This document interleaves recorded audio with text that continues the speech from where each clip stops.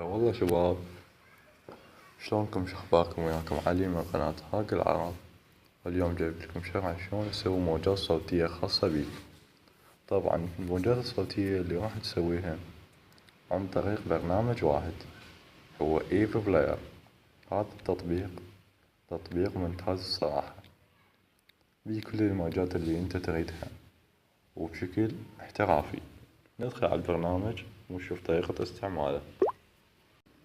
مجرد ما راح تدخل على التطبيق راح تطلع لك بهاي الواجهة، تختار اجري، بعدين تدوس على ذني 3 خطوط اللي بالجانب، تختار الشكل مال الصورة. بعد ما اختاريته طلعت عندك اي اغنية تختارها انت، طلعت عندك.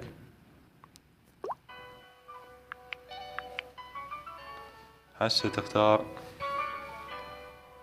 الصورة تريد تخليها داخل الموجات او وراها من خلال هذا السهم الفوق.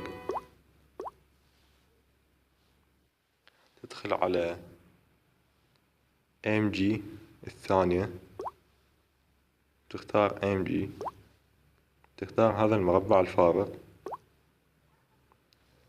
تختار صورة، تطبيق MG الصورة اللي تريدها،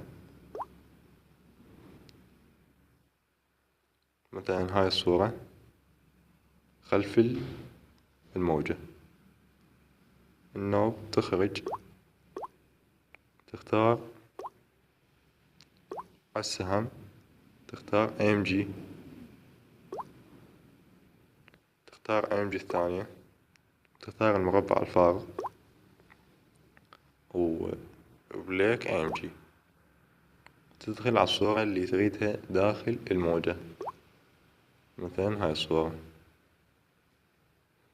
مثل ما جاي تشوفون.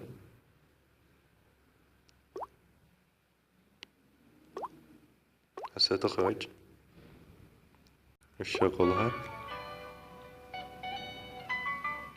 تبدي الموجات الصوتية.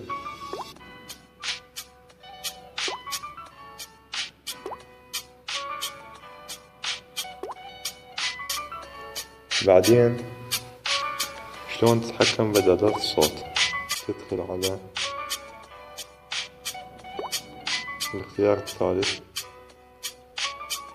تعلي أو تنصي كيفك. شلون تحفظ الفيديو، تحفظه عن طريق هاي اللي فوق عندك، وبعدين اكسيت اول. راح تلاحظ راح يحفظ عندك. إن شاء الله